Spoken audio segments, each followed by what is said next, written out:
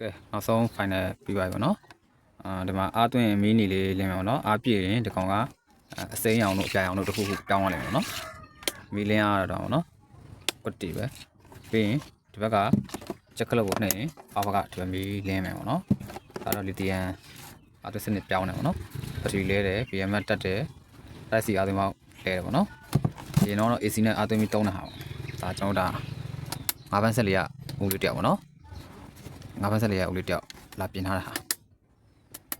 โอเคဟာလေအတွင်းပိုင်းကကျွန်တော်ချက်ပြရွာရနော်မီးလင်းရလည်းမစိုး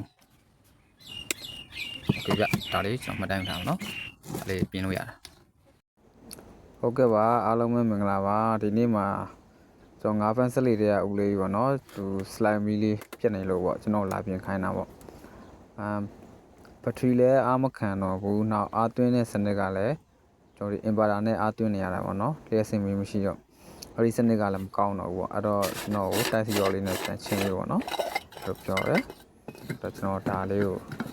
ဒါဒီနေ့ပြင်ပြပေးမှဖြစ်ပါတယ်ပေါ့နော်ကျွန်တော်နဲ့တူစားဆုံးလိုက်ကြည့်လိုက်အောင်အထဲမှာတွေ့တဲ့အတိုင်းပေါ့နော်တူနည်းနည်းဖွင့်ကြည့်ထားတယ်ပေါ့အထဲမှာကထီလည်းမရှိတော့ဘူးကျွန်တော်ဒီမှာ AC နဲ့အားသွင်းတဲ့စားကြပြတော့ရှိရပါတော့ခြားခြားကတ်ပေါ့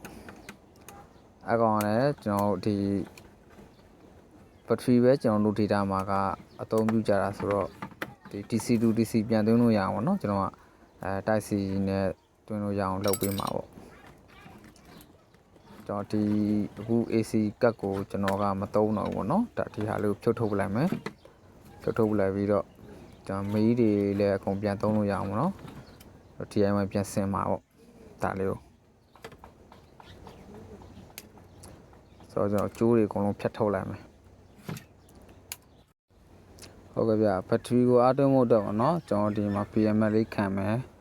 ကျွန်တော်ဘက်ထရီကတော့ကျွန်တော်နှလုံးအသုံးပြုပေးမယ်နော်အဲ့တော့ကျွန်တော်တို့ဒါမျိုးတွဲလိုက်မယ်ပေါ့ဘက်ထရီကိုကျွန်တော်တို့ support ရိုက်လိုက်မယ်နော်ကျွန်တော်ကတော့အမြန်ကျွန်တော်ရိုက်ပြထားတာပေါ့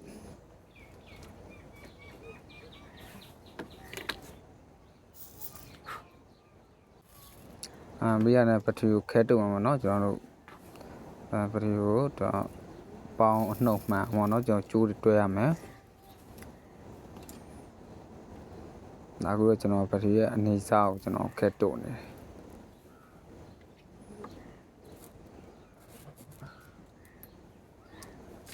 ခဲဆိုတဲ့ခါကျရင်ထင်းဦးစီလေးများများလေးတုံးပါဗျာနော်အလားမှခဲကတ်မှာပေါ့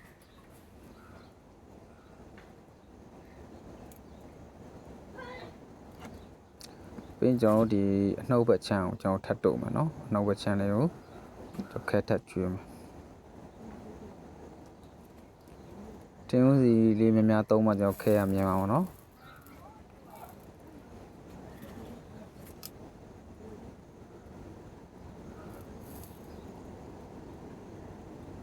နောက်ဝက်ချောင်းကျွန်တော်ခဲ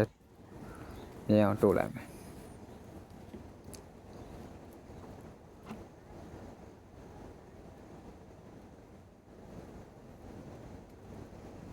ဘက်ထရီကတော့တူယူလာတဲ့ဘက်ထရီပေါ့နော်ကျွန်တော်စီမှာလည်းဘက်ထရီတက်ကမရှိတော့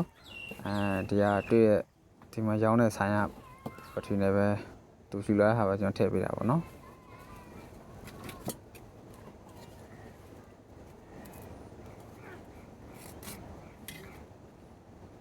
တော့ BMS ခံဖို့တော့ကျွန်တော်တစ်ဖက်တိတ်လေးကတ်လိုက်မယ်နော်တစ်ဖက်တိတ်လေးကတ်လိုက်မယ်တော့ BMS ပူတဲ့ခါကျရင်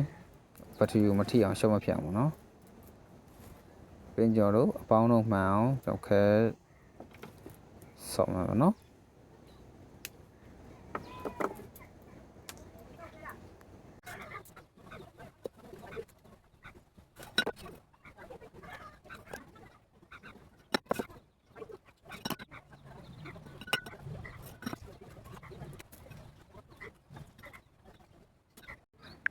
ဟုတ်ကဲ့ပါဒါအားလုံး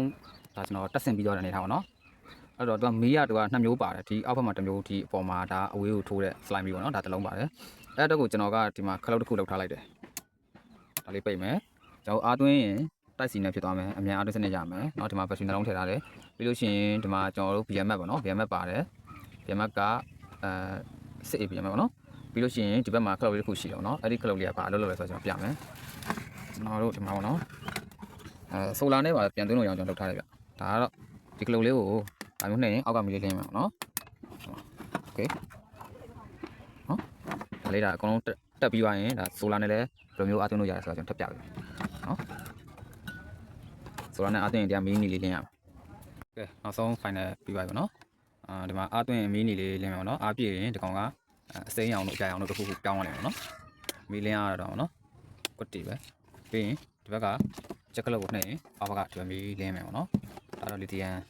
အားသွင်းစနစ်ပြောင်းတယ်ပေါ့နော်ဘက်ထရီလဲတယ် BM တက်တယ်တိုက်စီအားသွင်းမောက်လဲတယ်ပေါ့နော်ဒီတော့ AC နဲ့အားသွင်းပြီးသုံးတာဟာဒါကျွန်တော်ဒါ5ဘန်းဆက်လေးကဦးလေးတယောက်ပေါ့နော်5ဘန်းဆက်လေးကဦးလေးတယောက်လာပြင်ထားတာ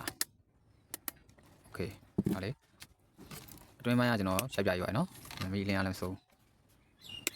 โอเคဗျဒါလေးကျွန်တော်မှတ်တမ်းထားအောင်နော်ဒါလေးပြင်လို့ရတာတိုက်စီစနစ်နဲ့ဆိုတော့ခဏခဏဟိုဟာလောက်ဆောင်လို့ပေါ့နော်